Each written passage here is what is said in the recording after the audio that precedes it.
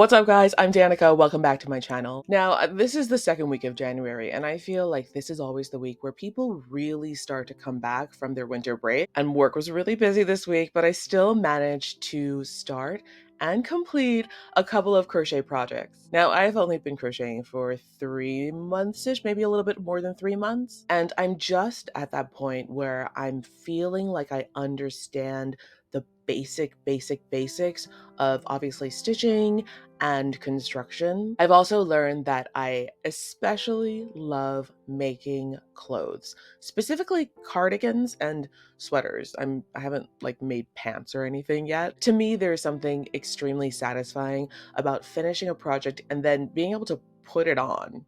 The first project I want to share with you this week is inspired by a yarn that I bought off of Amazon.com. Right, for the most part, over the past 3 months, I have been buying my yarn in person in store because as a new crocheter, I really wanted to understand how the yarn feels, the difference between the brands, and different blends of yarn. But I was on Amazon one day buying Amazon stuff, and I saw the Red Heart Super Saver retro stripe yarn, which I am sure many of you are familiar with, and I bought like 9 skeins. When the yarn arrived, I loved it. It reminds me so much of summer camp in the 1980s. And I knew I wanted to make a wearable with it, either a crochet t-shirt or a sweater of some kind. Now, I was a little bit overconfident at this point because I had learned a few different sweater techniques already, and I decided I wanted to do a modified version of a hem up sweater in panels that you then stitch together, and I wanted to give it a twist.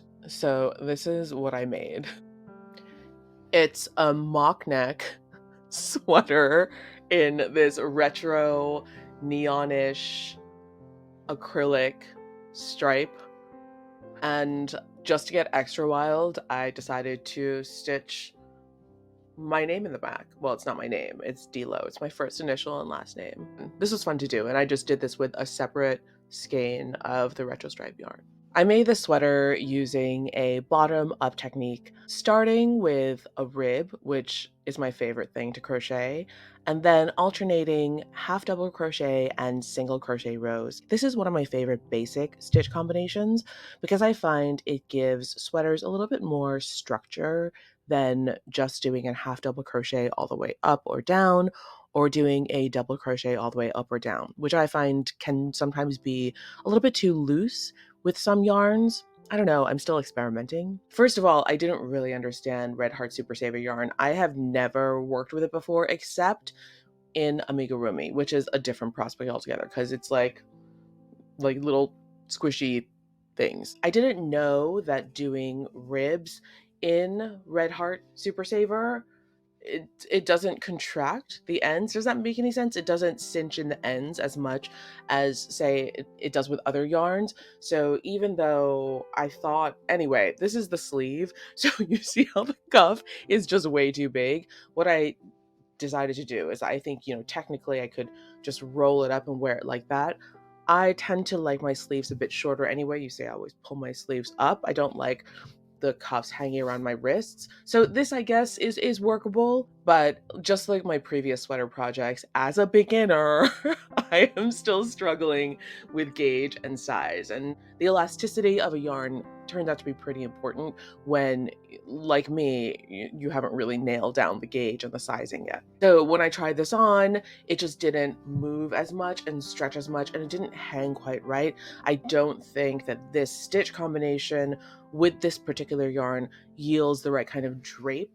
So even though it technically looks like it fits, when I put it on, it's just all over the place. Like it just stretches and pulls in the wrong areas. And I also didn't think too much about the size of the neckline because I thought there would be a little bit more give, but you see how there's not much give in this rib. This just barely fits over my head. So even though this gives me great pleasure to look at because I stitched my name into it, it's not very practical. A work in progress that I have been really, really happy with has been a blanket that I'm making with this Caron Spice Cake yarn in Brave Wave.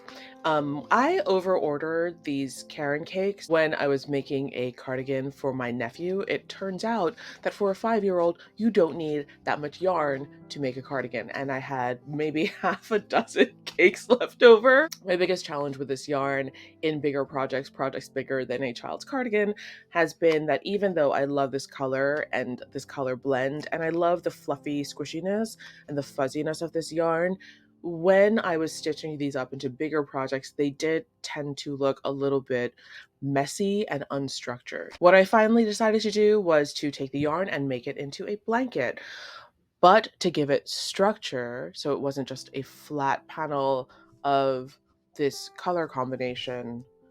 I am crocheting it in a rib, a giant ribbed blanket, which I think gives it a little bit more geometry and structure. I'm really happy with the way this is turning out. And this is a project I turn to when I'm just watching a movie or watching YouTube and I want to passively crochet, because this is all just half double crochet in the back loop all the way across, back and forth, repeat forever until I run out of yarn. The third project I wanted to share with you this week is something I'm doing with another Caron cake. I love the Caron Blossom cakes that I showed you last week that I was doing the jasmine stitch with so much that I went back to the store and I bought more color combinations. One of the most fun but also slightly frustrating things about Caron cakes is sometimes when you get them home, even though they're beautiful and you love the colorway, you don't really know what to do with them. And that's actually one of the problem-solving things in crochet that I really enjoy. One of my goals this weekend was to crochet something that I feel comfortable wearing in public. I've crocheted a few cardigans and sweaters so far, but because I'm just learning the basics of construction and sizing, they've all been like a little bit off. Like most of them have been too big or too heavy. Some of them have fallen apart after I've made them. So it's all a learning process, but I really want to make something that I can wear. So what I've decided to do with this Caron cake, which is in the colorway Macaw, is to start a top, a drapey, straightforward top. And obviously this is very, very work in progress. It's only the beginning stages, but I'm really happy with how this colorway looks in a double crochet, just back and forth. And what I'll do is I'll create a back panel rectangle, a front panel rectangle, join them, and leave space on the side to create sleeves just by joining the ends. And the final crochet work in progress that I wanted to share with you this weekend is this chunky sweater I'm working on. No sleeves yet. That is part of my resolution to make something I can actually wear in public. I'm making this sweater based on a Viv Crochet's tutorial, and I will link that below in the description box. I'm using a Premier Chunky anti-pilling yarn to make this sweater, and it is so soft and a little bit glossy, which you know I like. All I have left to do with this work in progress is to join the sleeves, which I'm really pleased about. And again, what I'm learning about myself is that I love crocheting ribs, and this entire sweater is done rib style, just back and forth with double crochet. I'm a little bit worried that it's going to be humongous and too big, so we'll see. We'll see if I improve in sizing. So that's it for my crochet works in progress this week. I have been loving learning new techniques, especially from all the amazing creators on YouTube and in the crochet community online. What have you been working on? If you have a great sweater or cardigan pattern or technique that you have loved, especially if you're a beginner, please let me know in the comments below, because I'm always looking for new and cool things to try. Thank you so much again for watching. Please like and subscribe if you enjoyed this video, and I'll see you next time.